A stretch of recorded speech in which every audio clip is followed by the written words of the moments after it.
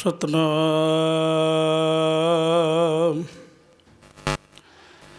ਧੰਨ ਵਾਹਿਗੁਰੂ ਸਾਹਿਬ ਜੀ।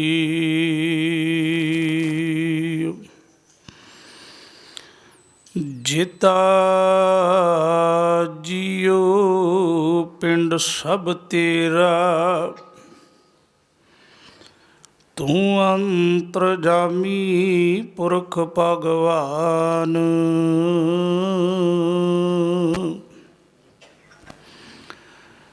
ਦਾਸਨ ਦਾਸ ਕਹੈ ਜਨ ਨਾਨਕ,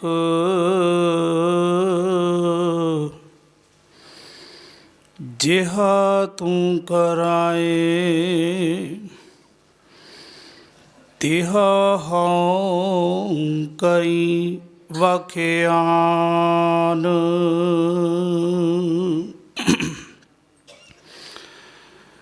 ਗਿਆਨ ਧਿਆਨ ਕਿਛ ਕਰਮ ਨ ਜਾਣਾ,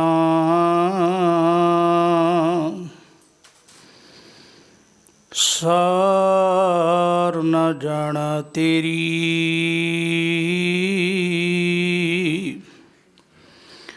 ਸਭ ਤੇ ਵੱਡਾ ਸਤਿਗੁਰ ਨਾਨਕ, ਜਿਨ ਕਲ ਰਾਖੀ ਮੇਰੀ।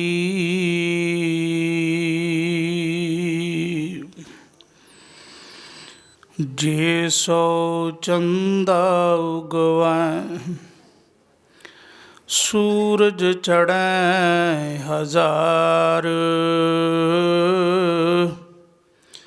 ਏ ਤੇ ਚਾਨਣ ਹੋਂਦਿਆਂ, ਗੁਰ ਬਿਨ ਘੋਰ ਅੰਧਾਰ।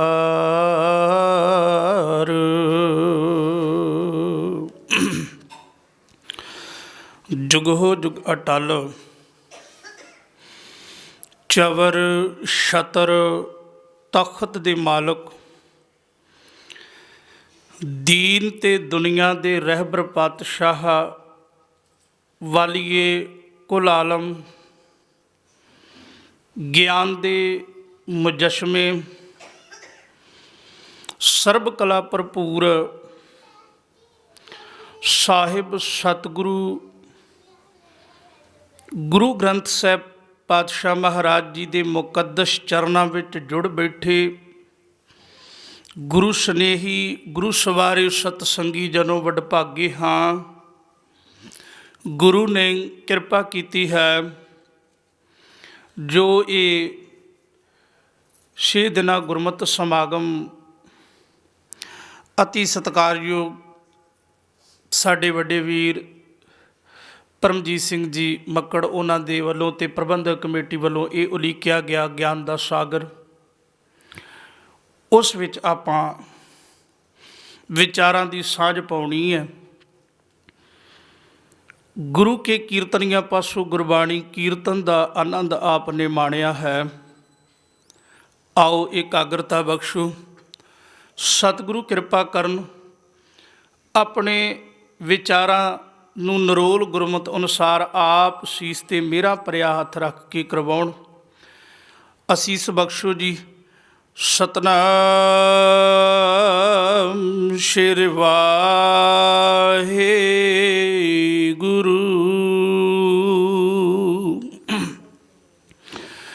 ਧਿਆਨ ਦਿਓ ਜੀ, ਦੁਨੀਆ ਦੇ ਉੱਤੇ ਮਨੁੱਖ ਅੱਜ ਇੰਨਾ ਕੁ ਧਨਾੜ ਹੈ ਕਿ ਕੁਝ ਵੀ ਖਰੀਦ ਸਕਦਾ ਹੈ, ਪਰ 3 ਚੀਜ਼ਾਂ ਦੁਨੀਆ ਦੇ ਉੱਤੇ ਨਹੀਂ ਖਰੀਦੀਆਂ ਜਾ ਸਕਦੀਆਂ, ਨਹੀਂ ਮਿਲਦੀਆਂ, ਉਹ ਅਨਮੋਲ ਨੇ। ਸਤਿਗੁਰੂ ਜੀ ਦੀ ਪਾਵਨ ਬਾਣੀ ਬਖਸ਼ਿਸ਼ ਕਰਦੀ ਸਾਨੂੰ ਸਮਝਾਉਂਦੀ ਹੈ, ਇਹਨਾਂ 3 ਚੀਜ਼ਾਂ ਵੱਲ ਧਿਆਨ ਦਿਓ ਜੀ। ਹਜ਼ੂਰ ਜੀ ਦਾ ਪਹਿਲਾ ਜੀਵਨ ਹੈ, ਸਤਿਗੁਰੂ ਜੀ ਦਾ ਸ਼ਬਦ ਹੈ। ਦੇਖੋ, ਆਹ ਜਿਹੜੀ ਮਨੁੱਖਾ ਸਰੀਰ, ਮਨੁੱਖਾ ਦੇਹੀ, ਮਨੁੱਖੀ ਕਾਇਆ ਮਿਲੀ ਹੈ ਨਾ, ਇਹ ਮਤ ਜਾਣਿਓ ਕਿ ਐਵੇਂ ਮਿਲ ਗਈ ਹੈ। ਸਤਿਗੁਰੂ ਜੀ ਦੀ ਪਾਵਨ ਬਾਣੀ ਨੂੰ ਜਦੋਂ ਅਸੀਂ ਪੜ੍ਹਦੇ ਹਾਂ, ਹਜ਼ੂਰ ਪਤਾ ਬਖਸ਼ਿਸ਼ ਕਰਦੇ ਕੀ ਸਮਝਾਉਂਦੇ ਨੇ। ਸਤਿਗੁਰੂ ਜੀ ਕਹਿੰਦੇ ਨੇ, ਦੁਲੱਭ ਦੇਹ ਪਾਈ ਵੱਡ ਭਾਗੀ। ਵੱਡੇ ਭਾਗ ਹੋਣ 'ਤੇ ਇਹ ਮਨੁੱਖਾ ਸਰੀਰ ਮਿਲਦਾ ਜੀ। ਧਿਆਨ ਦਿਓ, सतगुरु जी कहते ने बाबा कबीर जी, इस देही को सिमरै देव, सो देही भज हर की सेव। ये मनुखा शरीर नूं प्राप्त करने वास्ते कहते देवी देवते भी रब दे दरबार विच लैणा ला के खड़े ने कि मालका कृपा कर, सानू मनुखी काया बख्श, असी मनुखी काया दे विच रह के परमात्मा जीवन नूं सवार सकीए। इत्थे बस नहीं, सतगुरु जी कहते गुरु क्या सिखा ध्यान दमी, कबीर मानस जन्म दुलभ है। ये शरीर एक दुलभ है, एवें नहीं कि केवल एक सानू खाण वास्ते साधन रब ने दे दिता। हजूर कहते ये 84 ਲੱਖ जूना नूं तय करन तो बाद वाहिगुरु ने त्रुट के साडे ते तरस खा के कृपा करके एक काया बख्शी है। ध्यान दिओ फिर, कबीर मानस जन्म दुलभ है, होए ना बारंबार, ये बार बार नहीं मिलता। ते हजूर ने इनू शब्द किहड़े वरते, ज्यों फल पाके भोए गिरे बहुर ना लागै डर। सतगुरु जी चता चतनता नाल सानू कह रहे, कहन लगे हो याद रखी ये मनुखा जीवन एक पक्या होया फल ही हो। एक वार जदा पक्या होया फल डाणी नालों टुट जाता है, दुनिया की कोई ताकत दोबारा उसनू जोड़ नहीं सकती। 84 ਲੱਖ जूना के सफर तो बाद मालक ने कृपा की, अवर योन तेरी पनहारी, इस धरती मैं तेरी सकदारी, तेनू दुनिया का सरदार बना के वाहिगुरु ने भेजा है। याद रखी, क्योंकि इस शरीर नूं पाउण वास्ते भी बड़ी घालना घाली है मालक ने साड़ी। पता नहीं किहड़ी समय की यात्रा, किन्ने क सफ़र असी तय करके आए। कई जन्म पए कीट पतंगा, कई जन्म असी कीड़ियां मकौड़ियां पतंगियां दी जन्मां विच, कई जन्म गजमीन कुरंगा, कई जन्म असी मच्छियां ते होर करंगां दे रूप विच रहे हाँ। पर सतगुरु जी कहते हैं मालक ने कृपा की है, एक काया बख्शी है। ध्यान दिओ, पहला जन्म की है, ਵੱਡੇ ਭਾਗ ਹਨ कि सानू काया मिली है, सानू शरीर मिलिया है। हुण ये शरीर मिल गया। दूजी सब तो वड्डी गल किहड़ी हजूर ने सानू बख्शी है, ये तीन चीज़ां बहुत वड्डे भाग होण ते इंसान नूं मिलदियां। ये गल नूं ध्यान दे नाल सुणियो जे, तीन चीज़ां जिहड़ियां ने ना ये वड्डियां भागां नाल मिलदियां। पहला ते की सी, मनुखी काया। हुण मनुखी काया प्राप्त करन तो बाद जिहड़ा ये इंसान रब कोलों ये अरदास बेनती करके ते प्रण करके आया सी, दातिया मैं संसार ते चलिया वां, सवास सवास तेरा नाम जपांगा। पर जदों संसार ते आया ते लिव छुड़की लगी तृष्णा माया अमर वरताया। जदों माया ने अपना असर विखाया ते रब नूं एक खिन विच भुल जाण वाला ये मनुख जदों भटकिया, भटक के चुराहे पैंदा है, कुराहे पैंदा है, गलत रस्तियां च पै जांदा है। ते एक गल याद रखियो, जदों ये मनुखा शरीर कुराहे पैंदा है, दुनिया की इको ही एक ताकत है, वो गुरु है, जिहड़ा केवल मनुख नूं भड़के हुए नूं सच्चे दे मार्ग ते पा सकदा है, वो केवल गुरु है। ते धन गुरु ग्रंथ साहिब महाराज जी कहंदे ने, भूलै मार्ग जिन्हें बताया ऐसा गुर वडभागी पाया। गुरमुखो जिहड़ा भुलिया होया नूं सच्चे दे मार्ग ते पा देवे, जिहड़ा भटकिया होया नूं सच्चे दे जीवन ते चलण दी सिੱਖਿਆ दे देवे, ते जिहड़ा सानू काम क्रोध लोभ मोह हंकार विकारां विचों भटकदिया होया नूं बाहर कढ के एक मार्ग दिखा देवे, ऐसा गुरु भी वड्डिया भागां नाल मिलदा जी। ध्यान करियो, दुनिया दे उत्ते अज गुरु दा लेवल लगा के घुमण वालियां दी कमी नहीं। बेअंत दंबी ते पखंडी ते आप भटकणा ते विकारां विच फसे हुए ऐसे गुरु बेअंत मिलणगे। दुनिया दे उत्ते अज गुरुआं दीयां दुकानां खुल चुकीआं ने जिहड़े पेखी ने। ध्यान दिओ, ते गुरु ग्रंथ साहिब महाराज जी कहंदे हो, गुरु क्या सिखां सब तो पहलां ते वड्डे भाग तेरे ये ने कि मालक ने कृपा कीती, तैनूं मनुखा शरीर बख्शिया है।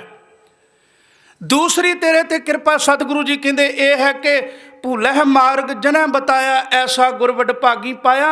जिन्हें सानू भुलिया होया नूं भटकिया होया नूं कुराए पिया होया नूं सच्चे दे मार्ग ते पा दिता, वो गुरु भी वड्डिया भागां नाल नसीब हुंदा। ये गुरु केवल गुरु ग्रंथ साहिब महाराज है। दुनिया ते बेअंत गुरु बने अज भी ने, पर ऐसा कोई नहीं जिहदे उत्ते उंगल ना उठी होवे। कोई विकारां विच, कोई बेईमानियां विच, कोई झूठ फरेब विच उलझिया पिया है। केवल एक गुरु ग्रंथ साहिब पातशाह महाराज ऐसे गुरु ने जिहड़े केवल दामन पाक कह सकते हाँ, जिहड़े ज्ञान दे सागर ने। तो सतगुरु जी कहते ये दो चीज़ां वड्डियां भागां नाल मिलदियां ने। हुण आ गई तीसरी चीज़। तीसरी चीज़ की गल सतगुरु गुरु ग्रंथ साहिब पातशाह महाराज जी कहते ने, ये गल याद रखी, मनुखा शरीर वड्डियां भागां नाल मिलिया, सच्चा गुरु वड्डियां भागां नाल मिलदा है। ते तीसरी गल जिहड़ी पावन बाणी दे अंदर हजूर ने बख्शी है वो है कि सतगुरु जी कहते ने कि वड भागी हर संगत पावै, भागहीन प्रम चोटा खावै। साहब कह लगे वो तेरे वड्डे भाग हो जाने ते गुरु नानक दे घर दी संगत मिलती, नहीं तो बिना भागां तो बंदा संगत भी नहीं कर सकता। तीन चीज़ां दा अत्यंत जीवन में वड्डियां भागां नाल मिलदियां ने। बाकी दुध लैण चले जाओ, पुत लैण चले जाओ, धन लैण चले जाओ, मिल जाएगा। पर आ तीन चीज़ां मनुखा शरीर, सच्चा गुरु ते गुरु की संगत सतगुरु कहते ने, ये वड्डियां भागां नाल मिलदी। सतगुरु जी कहते ने बिन भागां सत संग न लभै, बिन संगत बैल प्रीजा जीओ। जे भाग ना होण ते आ गुरु की संगत नहीं मिलती। मैं कहना जे बैठे हो वड्डियां भागां वाले जी, गुरु ने पता नहीं की साडे ते तरस खा के जिथे शरीर बख्शिया उत्थे सानू गुरु की संगत विच बैठण दा सुभाग बख्शिया है।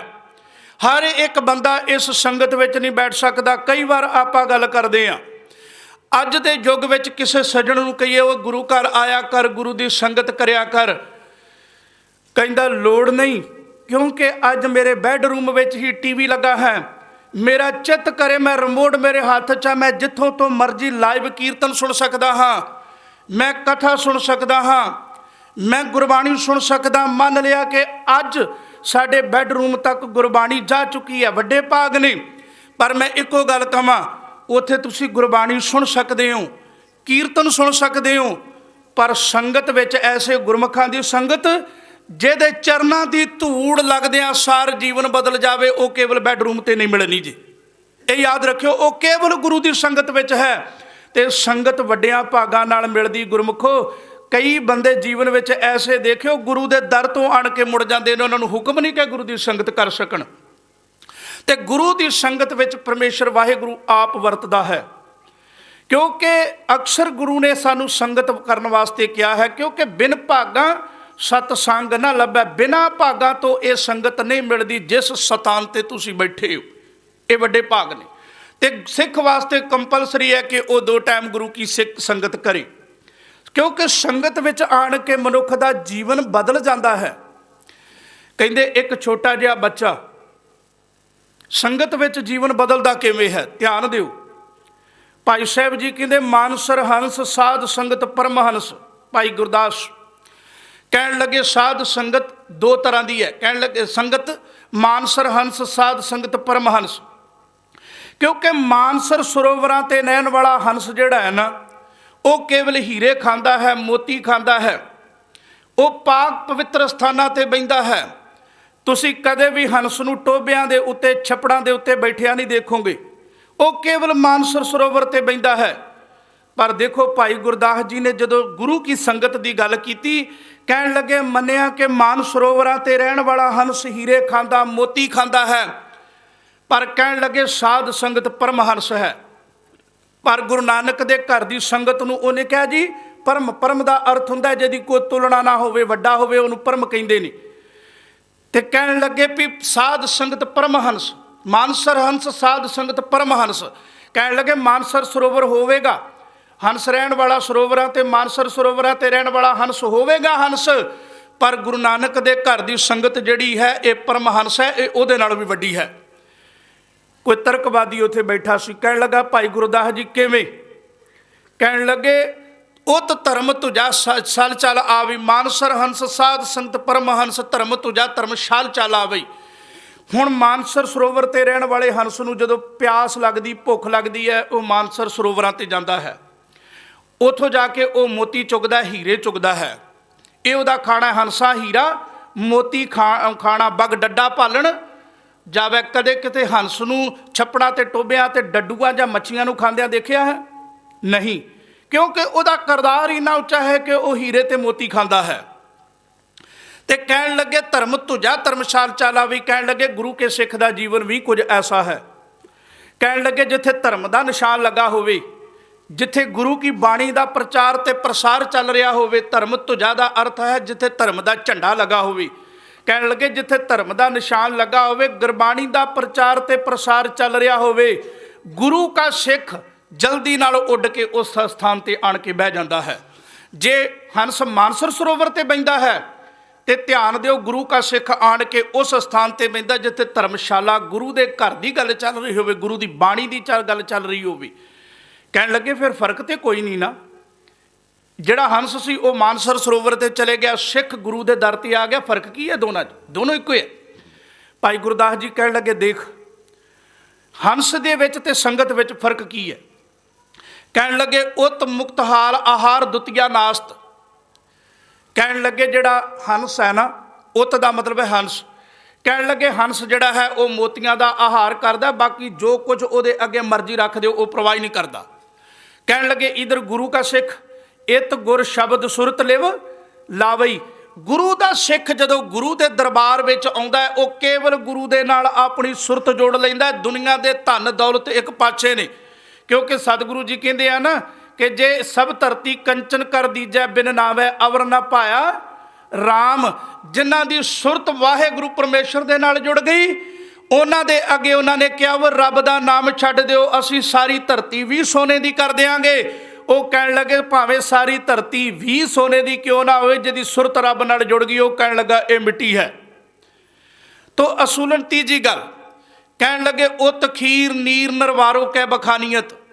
ਹੰਸ ਦੇ ਵਿੱਚ ਇੱਕ ਬੜਾ ਵੱਡਾ ਗੁਣ ਹੈ, ਤੁਸੀਂ ਦੁੱਧ ਦੇ ਵਿੱਚ ਜਦੋਂ ਪਾਣੀ ਪਾ ਕੇ ਉਹਦੇ ਅੱਗੇ ਰੱਖ ਦਿਓਗੇ ਤੇ ਦੁੱਧ ਦੇ ਵਿੱਚ ਹੰਸ ਵਿੱਚ ਇੰਨੀ ਕੁ ਖਟਾਸ ਹੈ, ਚੁੰਝ ਉਹਦੀ 'ਚ ਇੰਨਾ ਕੁ ਗੁਣ ਹੈ, ਜਦੋਂ ਉਹ ਚੁੰਝ ਦੁੱਧ ਵਿੱਚ ਪਾਉਂਦਾ ਹੈ ਉਹ ਪਾਣੀ ਨੂੰ ਤੇ ਦੁੱਧ ਨੂੰ ਅਲੱਗ-ਅਲੱਗ ਕਰ ਦਿੰਦਾ ਹੈ। ਉਹ ਤਖੀਰ ਨੀਰ ਨਰਵਾਰੋ ਕੈ ਬਖਾਨੀ ਹੈ। ਕਹਿਣ ਲੱਗੇ ਹੰਸ ਵਿੱਚ ਇੰਨਾ ਕੁ ਗੁਣ ਹੈ ਕਿ ਉਹ ਦੁੱਧ ਤੇ ਪਾਣੀ ਨੂੰ ਅਲੱਗ-ਅਲੱਗ ਕਰ ਦਿੰਦਾ ਹੈ। ਤੇ ਕਹਿਣ ਲੱਗੇ ਫਿਰ ਅੱਗੇ ਕਹਿਣ ਲੱਗੇ ਇਤ ਮਤਲਬ ਗੁਰੂ ਕੀ ਸੰਗਤ ਵਿੱਚ।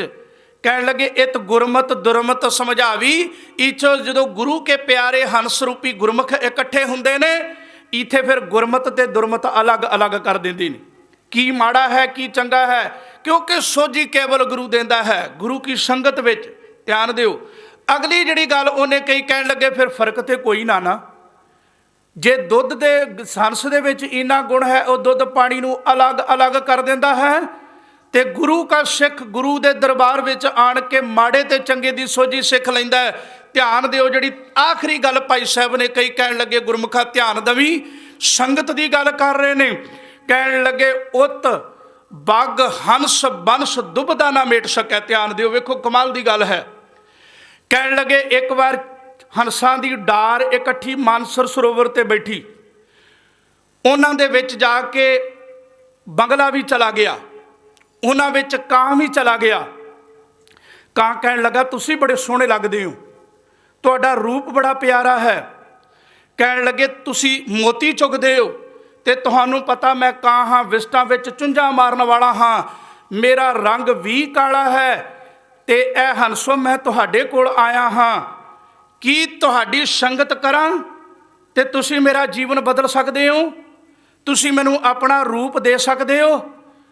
ਮੈਂ ਗੰਦਗੀ ਵਿੱਚ ਚੁੰਝਾਂ ਮਾਰਦਾ ਹਾਂ ਤੇ ਮੇਰੀਆਂ ਉਹ ਚੁੰਝਾਂ ਛਡਾ ਕੇ ਮੈਨੂੰ ਮੋਤੀ ਚੁਗਣ ਲਾ ਸਕਦੇ ਹੋ। ਤੇ ਭਾਈ ਗੁਰਦਾਸ ਜੀ ਕਹਿਣ ਲੱਗੇ ਉਸ ਸਮੇਂ ਹੰਸਾਂ ਨੇ ਕਿਹਾ ਦੇਖ ਸੱਜਣਾ, ਤੈਨੂੰ ਭੁੱਖ ਲੱਗੀ ਹੈ, ਅਸੀਂ ਮੋਤੀ ਤਾਂ ਤੈਨੂੰ ਮਾਨਸਰ ਸਰੋਵਰ ਤੋਂ ਚੁੱਕ ਕੇ ਦੇ ਸਕਦੇ ਹਾਂ, ਪਰ ਖਿਮਾ ਕਰਨਾ ਨਾ ਤੇ ਅਸੀਂ ਤੈਨੂੰ ਆਪਣਾ ਰੂਪ ਦੇ ਸਕਦੇ ਹਾਂ, ਨਾ ਅਸੀਂ ਆਪਣੇ ਵਾਲੇ ਗੁਣ ਤੇਰੇ ਵਿੱਚ ਭਰ ਸਕਦੇ ਹਾਂ। ਤੇ ਭਾਈ ਗੁਰਦਾਸ ਜੀ ਕਹਿਣ ਲੱਗੇ ਫਿਰ ਸੰਗਤ ਵਿੱਚ ਇਹ ਸਭ ਤੋਂ ਵੱਡਾ ਗੁਣ ਹੈ ਕਿ ਇਸ ਦਰਬਾਰ ਦੇ ਵਿੱਚ ਇਤ ਕਾਗ ਬਾਗ ਸਮ ਰੂਪ ਕੈ ਮਿਲਾਵਈ।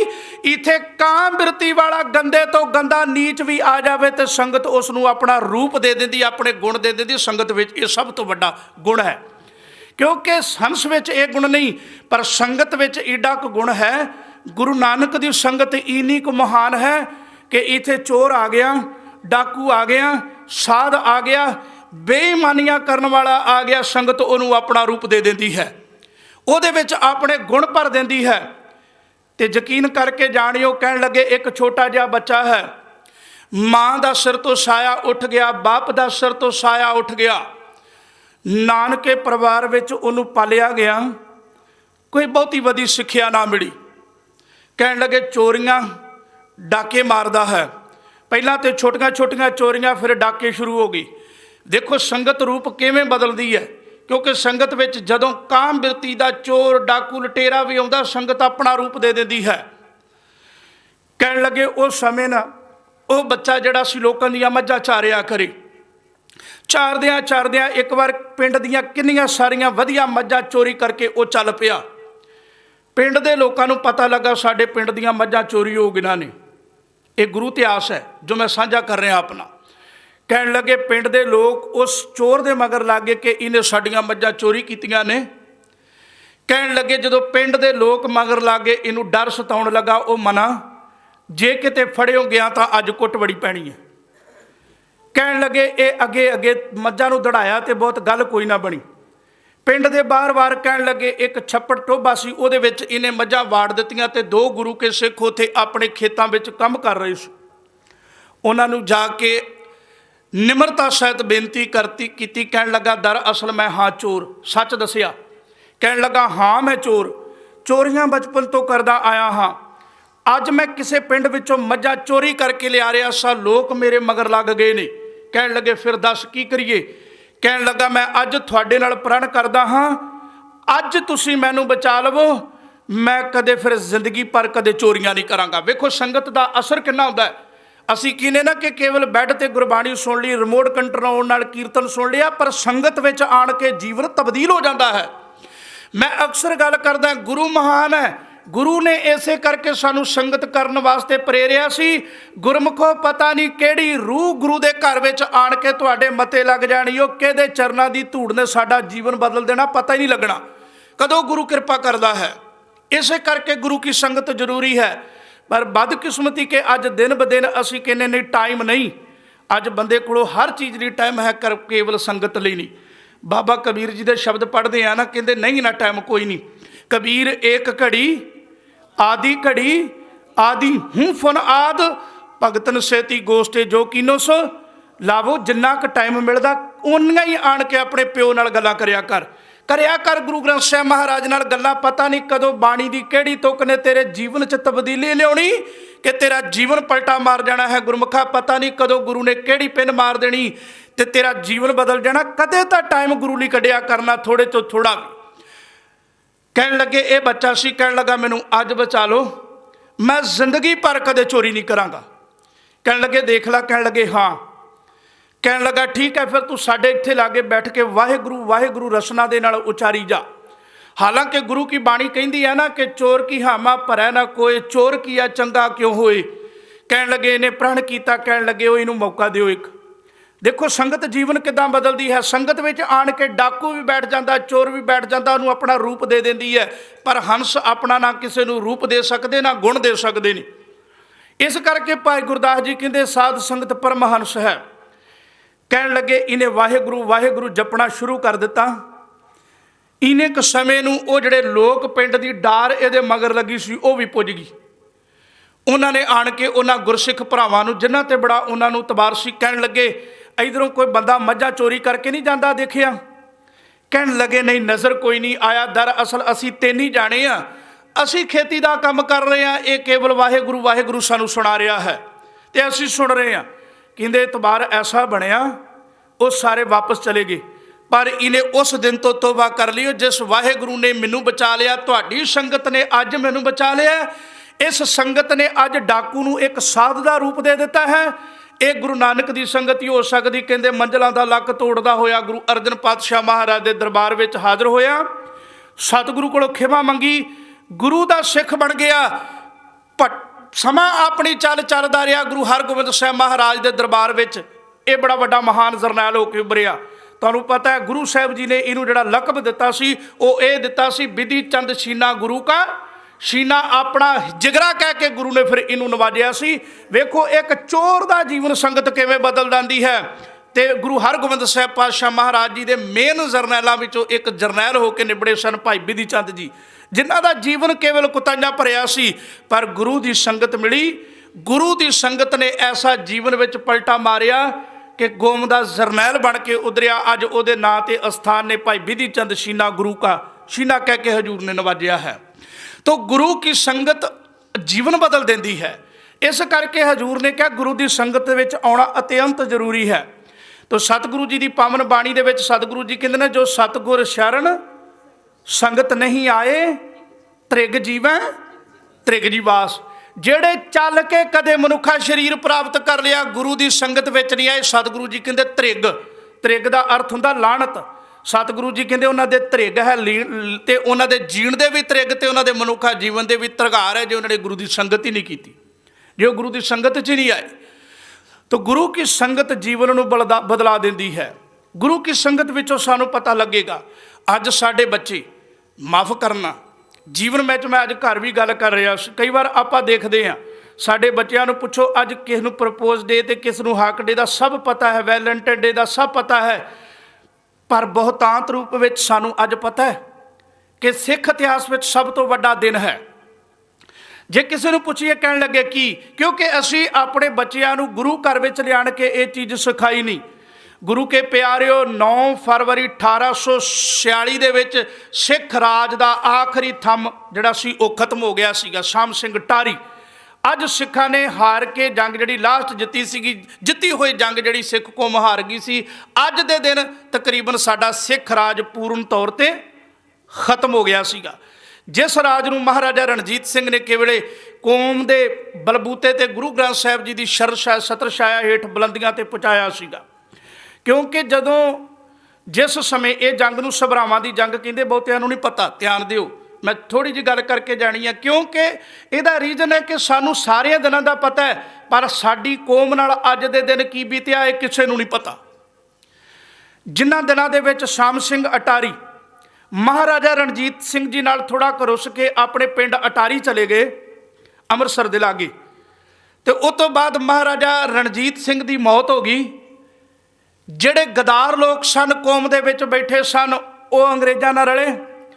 ਮਹਾਰਾਣੀ ਜਿੰਦਾਂ ਨੂੰ ਜੇ ਕਿਸੇ ਤੇ ਓਟ ਤੇ ਕਿਸੇ ਤੇ ਟੇਕ ਤੇ ਕਿਸੇ ਤੇ ਆਸਰਾ ਸੀ, ਜੇ ਉਹਨੂੰ ਪਤਾ ਸੀ ਕਿ ਜੀਵਨ ਨੂੰ ਪਲਟਿਆ ਜਾ ਸਕਦਾ ਹੈ, ਸਿੱਖ ਇਤਿਹਾਸ ਨੂੰ ਗੁਲਾਮ ਹੋਣ ਤੋਂ ਰੋਕਿਆ ਜਾ ਸਕਦਾ ਹੈ, ਸਿੱਖ ਰਾਜ ਨੂੰ ਤੇ ਮਹਾਰਾਣੀ ਜਿੰਦਾਂ ਨੂੰ ਪਤਾ ਸੀ ਕਿ ਉਹ ਕੇਵਲ ਸ਼ਾਮ ਸਿੰਘ ਅਟਾਰੀ ਹੈ। ਕਹਿਣ ਲੱਗੇ ਉਸ ਸਮੇਂ ਕਲਮ ਦਵਾਤ ਨੂੰ ਕਲਮ ਨੂੰ ਚੁੱਕਿਆ, ਦਵਾਤ ਚੁੱਕੀ। ਉਸ ਸਮੇਂ ਮਹਾਰਾਣੀ ਜਿੰਦਾਂ ਨੇ ਇੱਕ ਤਰਲਾ ਕੌਮ ਦੇ ਜਰਨੈਲ ਨੂੰ ਮਾਰਿਆ ਸੀ, ਸ਼ਾਮ ਸਿੰਘ ਅਟਾਰੀ ਨੂੰ। ਉਹਨੇ ਸ਼ਬਦ ਲਿਖੇ, ਕਹਿਣ ਲੱਗੀ ਜੇ ਬੈਠਾ ਤੇ ਉੱਠ ਖੜ ਦੇ ਘੋੜੇ ਨੂੰ ਚਾੜ ਲਗਾਮ ਸਿੰਘਾ, ਕੀ ਕਰਨਾ ਏ ਤੇਰੇ ਰੋਸਿਆਂ ਨੂੰ ਜੇਕਰ ਹੋ ਗਿਆ ਹਿੰਦੁਸਤਾਨ ਗੁਲਾਮ ਸਿੰਘਾ। ਜਦੋਂ ਕਹਿੰਦੇ ਮਾਂ ਸ਼ਾਮ ਸਿੰਘ ਅਟਾਰੀ ਨੇ ਇਹ ਸ਼ਬਦ ਪੜ੍ਹੇ, ਉਹਦਾ ਖੂਨ ਖੋਲਿਆ। ਕੌਮ ਦਾ ਇਹ ਬੁੱਢਾ ਜਰਨੈਲ ਚਿੱਟੇ ਕੱਪੜੇ, ਚਿੱਟੀ ਸੀਸ ਤੇ ਦਸਤਾਰ ਸਜਾ ਕੇ, ਤਲਵਾਰ ਹੱਥ ਵਿੱਚ ਫੜ ਕੇ, ਵੇਖੋ ਕੌਮ ਦੇ ਜਰਨੈਲਾਂ ਦਾ ਹਾਲ। ਕਹਿਣ ਲੱਗੇ ਇਹਨੇ ਤਲਵਾਰ ਮਿਆਨ ਵਿੱਚੋਂ ਖਿੱਚ ਕੇ ਨਾ, ਸ਼ਾਮ ਸਿੰਘ ਅਟਾਰੀ ਨੇ ਆਪਣੀ ਮਿਆਨ ਜਿਹੜੀ ਸੀ ਉੱਥੇ ਟੰਗ ਦਿੱਤੀ ਤੇ ਕਹਿ ਦਿੱਤਾ, ਭਾਈ ਜੇ ਮੈਂ ਜੰਗ ਜਿੱਤ ਕੇ ਆਵਾਂਗਾ ਤਾਂ ਇਹ ਤਲਵਾਰ ਇਸ ਮਿਆਨ 'ਚ ਪਾ ਦਿਆਂਗਾ, ਨਹੀਂ ਤੇ ਖਾਲੀ ਰਹੇਗੀ।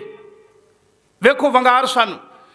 ਕਹਿਣ ਲੱਗੇ ਕੌਮ ਦਾ ਜਰਨੈਲ ਗਿਆ, ਕੁਝ ਕੁ ਸਾਥੀਆਂ ਨੂੰ ਖੜਿਆ। ਕਹਿਣ ਲੱਗੇ ਜਦੋਂ ਇਹ ਸਭਰਾਵਾਂ ਪਹੁੰਚੇ 8 ਫਰਵਰੀ ਨੂੰ ਰਾਤ, ਕਹਿਣ ਲੱਗੇ ਇਹ ਕੌਮ ਦਾ ਜਰਨੈਲ ਸਾਰੀ ਰਾਤ ਸਿੱਖ ਰਾਜ ਨੂੰ ਕਿਵੇਂ ਬਚਾਇਆ ਜਾਵੇ, ਸਿੱਖ ਰਾਜ ਨੂੰ ਕਿਵੇਂ ਨਾ ਕਿਵੇਂ ਅੱਗੇ ਲਿਜਾਇਆ ਜਾਵੇ, ਕਿਵੇਂ ਯੁੱਧ ਨੀਤੀ ਘੜੀ। ਸਾਰੀ ਰਾਤ ਇਹ ਕੌਮ ਦਾ ਜਰਨੈਲ ਜਾਗਦਾ ਰਿਹਾ ਕੇਵਲ ਸਿੱਖ ਰਾਜ ਨੂੰ ਬਚਾਉਣ ਵਾਸਤੇ, ਔਰ ਸਿੱਖ ਰਾਜ ਦਾ ਆਖਰੀ ਥੰਮ ਸਾਰੀ ਰਾਤ ਆਪਣੇ ਯੋਧਿਆਂ ਦੇ ਨਾਲ ਰਣਨੀਤੀ ਘੜਦਾ ਰਿਹਾ। ਘੜਦਿਆਂ ਘੜਦਿਆਂ ਕਹਿਣ ਲੱਗੇ ਦਿਨ ਚੜ੍ਹਿਆ, ਤਕਰੀਬਨ 9:30 ਹੋ ਗਈ। ਲੰਮੀ ਤਕਰੀਰ ਤੋਂ ਬਾਅਦ ਕਹਿਣ ਲੱਗੇ ਜਦੋਂ 9:30 ਹੋ ਗਏ ਨਾ, ਤੇ ਇਹਨੇ ਉਸ ਸਮੇਂ ਆਪਣੇ ਅਹਿਲਕਾਰਾਂ ਨੂੰ ਕਿਹਾ, ਜਰਨੈਲਾਂ ਨੂੰ, ਕਿ ਤੁਸੀਂ ਤੋਪਾਂ ਨੂੰ, ਰਫਲਾਂ ਨੂੰ ਜਿਹੜੀਆਂ ਨੇ ਗੋਲਾ ਬਰੂਦ ਉਹ ਤਿਆਰ ਕਰੋ। ਕਹਿਣ ਲੱਗੇ ਉਸ ਸਮੇਂ ਇਹ ਕੌਮ ਦੇ ਜਰਨੈਲ ਨੂੰ ਜਵਾਬ ਪਤਾ ਕੀ ਮਿਲਿਆ, ਸਰਦਾਰ ਸ਼ਾਮ ਸਿੰਘ ਅਟਾਰੀ ਜੀ ਮਾਫ ਕਰਨਾ, ਅੱਜ ਤੇਜਾ ਸਿੰਘ, ਲਾਲ ਸਿੰਘ ਤੇ ਗੁਲਾਬ ਸਿੰਘ ਸਾਡੇ ਨਾਲ ਧੋਖਾ ਕਰ ਗਏ। ਕਹਿਣ ਲੱਗੇ ਹੋਇਆ ਕੀ? ਕਹਿਣ ਲੱਗੇ ਤੇਜਾ 12,000 ਘੋੜਸਵਾਰ ਵਾਪਸ ਲੈ ਗਿਆ ਤੇ ਜਾਂਦਿਆਂ ਹੋਇਆਂ ਸਤਲੁਜ ਦਾ ਦਰਿਆ ਦਾ ਪੁਲ ਵੀ ਤੋੜ ਗਿਆ। ਕਹਿਣ ਲੱਗੇ ਫਿਰ, ਕਹਿਣ ਲੱਗੇ ਦੂਜੀ ਗੁਲਾਬ ਸਿੰਘ ਨੇ ਜਿਹੜੀ ਗਲਤੀ ਕੀਤੀ ਹੈ, ਉਹਨੇ ਤੋਪਾਂ ਦੇ ਵਿੱਚ ਜਿਹੜਾ ਬਰੂਦ ਪਾਉਣਾ ਸੀ ਉਹਦੀ ਜਗ੍ਹਾ ਵਿੱਚ ਰੇਤਾ ਤੇ ਸਰੋਂ ਭੇਜ ਦਿੱਤੀ ਹੈ, ਅਸੀਂ ਤੋਪਾਂ ਚਲਾ ਹੀ ਨਹੀਂ ਸਕਦੇ। ਵੇਖੋ ਗਦਾਰੀ ਕਿੱਡੀ ਵੱਡੀ ਕੌਮ ਨਾਲ ਹੋਈ ਉਸ ਸਮੇਂ। ਕਹਿਣ ਲੱਗੇ ਜਦੋਂ ਇਹ ਸਮਿਆਂ ਤੇ ਕਹਿਣ ਲੱਗੇ ਇਸ ਬੁੱਢੇ ਜਰਨੈਲ ਨੇ ਤਲਵਾਰ ਚੁੱਕੀ। ਕਹਿਣ ਲੱਗਾ ਜੇ ਉਹ ਸਾਡੇ ਨਾਲ ਗਦਾਰੀ ਕਰ ਸਕਦੇ, ਗੁਰੂ ਦੀ ਬਖਸ਼ਿਸ਼ ਸ਼ਮਸ਼ੀਰ ਤਾਂ ਨਹੀਂ ਕਰ ਸਕਦੀ। ਕਹਿਣ ਲੱਗੇ ਇਹ ਜਰਨੈਲ ਜਦੋਂ ਮੈਦਾਨ ਦੇ ਜੰਗ ਵਿੱਚ ਉਤਰਿਆ पहला हमला दूजा हमला कहन लगे 3 हमले इन्हें एकदम अंग्रेज़ों के छक्के छड़ा दिते। सभरावां ते जिहड़ी सब तो वड्डी जंग हुई सी, कहन लगे इन्हें छक्के छड़ा दिते। एक तरफ ऐसा आया कि अंग्रेज़ पिछे हट गए। कहन लगे अंत नूं जदों इन्हां दा कमांडर इन चीफ ब्रिटिश फौज का कहन लगे जिहड़ा सी ना मिस्टर राबर्ट, वो अगे आया। जदों उन्हें आके इस जरनैल नाल जंग युद्ध किया, कहन लगे इहदी तलवार इवें चलदी हुई सी, कहन लगे लोकां दे चिथड़ियां दे तूंबे इवें उड़ा रिहा सी जिवें हवा विच पत्ते उड़ रहे होण। कहन लगे इन्हां दा फिर जिहड़ा मिस्टर राबर्ट सी वो मारिया गया। जदों उहदा सिर धड़ नालों लथ के थल्ले डिगा, अंग्रेज़ फौज दे छक्के छुट के दौड़ गए। समा अपनी चल चलदा रहा, पर कहन लगे ये कौम का जरनैल बहुता चिर ना चल सकिया। अंत नूं 10 गोलियां इहदे शरीर विच वजियां, घोड़े तो थल्ले डिगा। कहन लगे जदों एक घोड़े तो थल्ले डिगा, इहदी शमशीर इहदे हत्थ विच सी। वेखो किड्डे वड्डे इतिहास असीं अपणियां कौमां नूं अलोप करी बैठे आ। दस नहीं रहे साडे बच्चिआं नूं पता है प्रपोज डे आ, हग डे आ, फलाना डे है, पर अज किहड़ा डे है कदे याद ते कराओ। कदे उन्होंने दसो तुसीं किस कौम दे वारस सी। बुढ़ा जरनैल हत्थ विच तलवार फड़ी जमीन ते लेटिया है।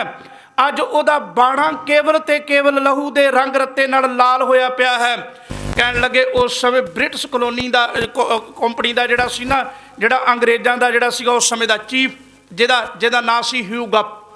ह्यू गफ कहन लगे मिस्टर ह्यू गफ जदों आया ना, कहन लगे सब तो पहला उन्हें अपने सिर तो टोपी उतारी, कौम दे इस जरनैल वाल वेख के कहन लगे उन्हें सलूट किया। कहन लगा शामसिया बदकिस्मती है तू सिख कौम में कहता जे किते ब्रिटिश सरकार उन्होंने ते अज तेरा मुल पैंदा होए।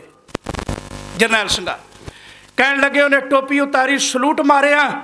कहन लगे फिर उन्हें उस समय के ब्रिटिश प्रधानमंत्री जिहड़ा सीगा लॉर्ड पील, उन्होंने चिट्ठी लिखी। कहन लगा दरअसल मैं ब्रिटिश फौज का इन कमांडर चीफ हाँ ह्यू गफ। कहन लगा मैनू पता है कि मेरे देश का कानून ये इजाजत नहीं देता कि मैं अपने दुश्मन की तारीफ करा, पर मैनू माफ़ करी मैं एक मनुखा नाते होण ते इस जरनैल की तारीफ करन तो नहीं रह सकता। कहन लगा जिस कौम के जरनैल ने बिना हथियारां तो ते सीमित साधना दे नाल उस समय की सब तो वड्डी सरकार दे नाल जंग लड़ी आ, कहन लगा मैं इहनूं सल्यूट करदा। और जो इन्हें हालत की साडी वो बयान नहीं की जा सकती। उस तो बाद वो कहंदा मैं तारीफ दे विच वो कहंदा, कहन लगा अज मैं रो रो के ना उहदे अपनी रचना है ह्यू गफ दी, कहंदा मैं अज इन्ना करोया हाँ, मैं इन्ना करोया हाँ क्योंकि कौम दे कोल ईदां दे जरनैल ते उन्हां जरनैलां दे विच गद्दार लोग जिहड़े इहो जिहियां कौमां नूं बर्बाद करदे ने।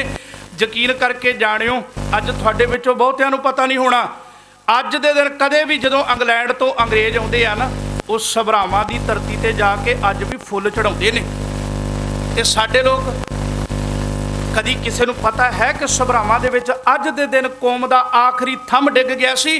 वो लोग अज भी उस इंसान की कदर करन इंग्लैंड तो आउंदे ने, ते पता नहीं सानू जां ते पहाड़ी नहीं चढ़ी जाती ते जां फिर सानू सभरावां दा वीज़ा नहीं मिलता कि असीं अपने बच्चों नूं उत्थे दिखाईए होए आ कौम तुहाडी दा जरनैल अपनी हत्थ विच तलवार नंगी फड़ के जमीन ते पिया सानू ये संदेश दे गया कि मैं हार नहीं मन्नी, जंग अजे भी जारी है।